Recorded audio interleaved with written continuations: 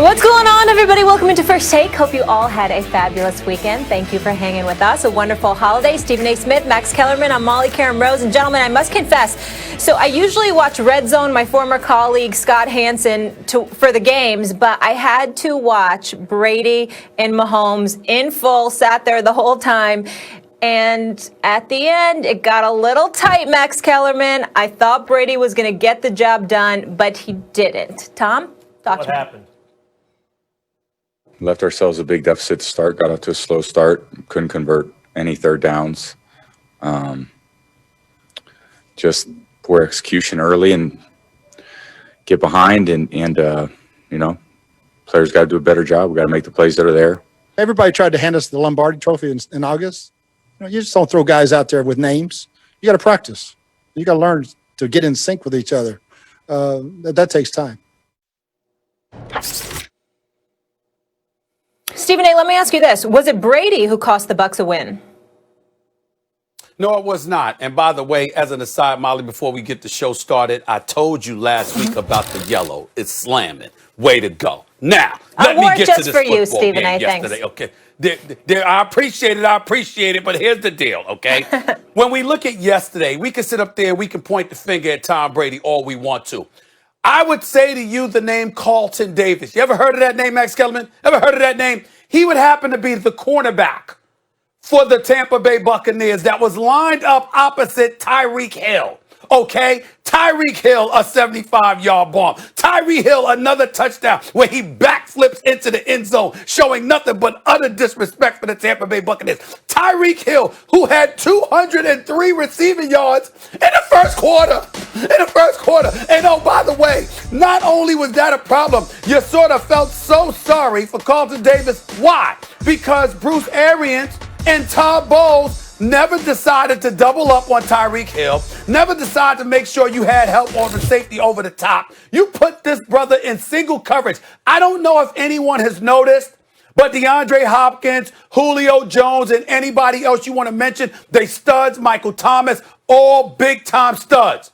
Tyreek Hill's the best wide receiver in football. In case somebody missed it. He's the best wide receiver in football. He's the fastest. He's got great hands. He's strong as a bull. And let me tell you something right now. He's leading everybody in yards. Put on an absolute clinic. Todd Bowles, I don't know what the hell they were thinking about not doubling up, not having help from the safety over the top, doing something, playing a zone defense on other occasions against these brothers. Makes no sense whatsoever. But that is what happened. And that is why this is not on Tom Brady. Certainly he got outplayed because Patrick Mahomes had 359 yards passing in the first half, okay? But the bottom line is you look at it, and it was that defense of the Tampa Bay Buccaneers that did not show up. I don't know what Bruce Arians and Todd Bowles were thinking. Oh, my God.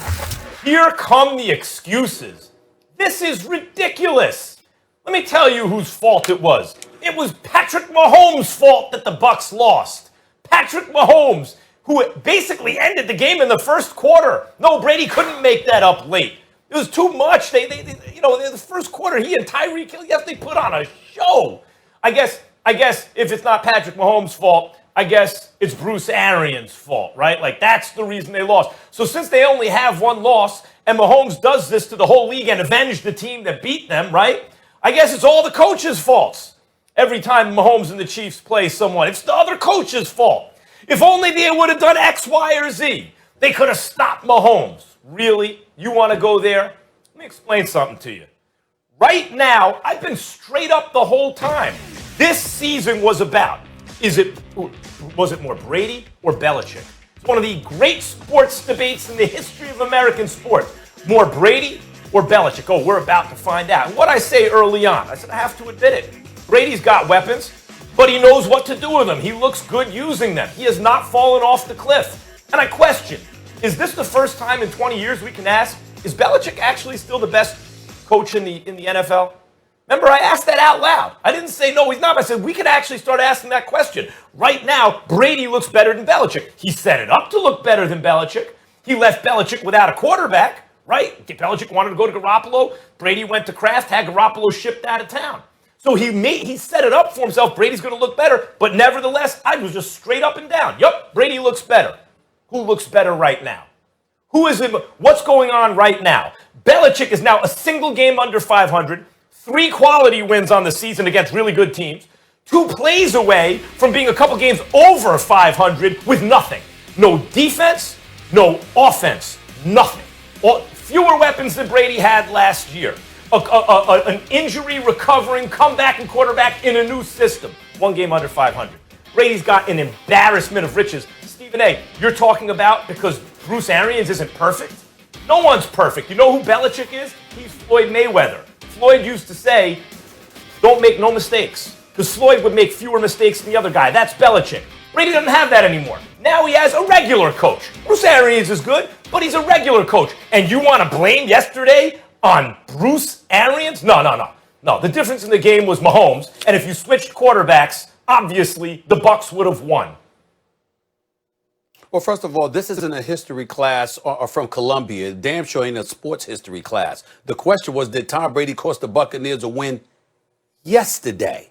And we're talking about yesterday. And yesterday, what did we witness? When Tyreek Hill caught a 75-yard touchdown pass, Max Kellerman, he waited, turned around, backpedaled, okay? This is what happened, okay? If you're watching this guy, you got him in single coverage. You don't have anybody on him. He's literally waiting for the football. Patrick Mahomes flung it with all his might. And still, Tyreek Hill was so fast and so wide open, he had to stand there, take pictures, say, Max, Molly, Stephen A., please don't forget to talk about me in the morning before he caught the damn ball. That's how much time he had. That's how much space he had between him and Carlton Davis. That's how wide open he was. Yeah, it helped that Sammy Watkins returned from his hamstring injury for the first time since week 5. That was an additional weapon that Bowles and Bruce Arians had to worry about. Travis Kelce. By the way, Tyreek Hill is the number 1 receiver in football. Travis Kelce is right behind him at number 2 from the tight end spot. Patrick Mahomes is a stud. Nobody's debating that. He's phenomenal, great, all of those things we say.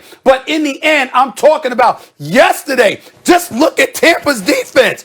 They had no answer whatsoever. And that was the reason they got the 24th ranked defense against the pass. They're not that great.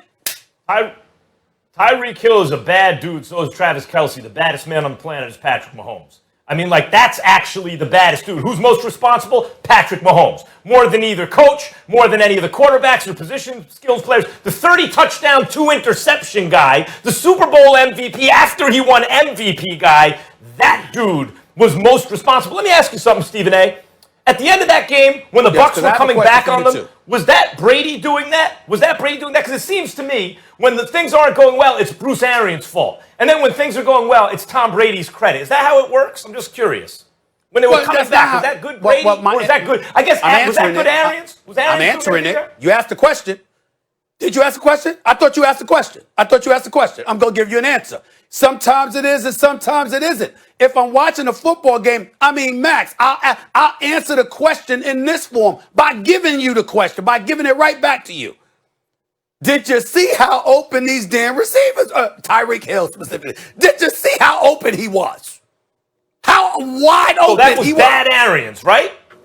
Okay, fine. So Steve, that's bad Arians. Okay, you can't single cover. You can't single cover. Do you double Tyreek Hill or not?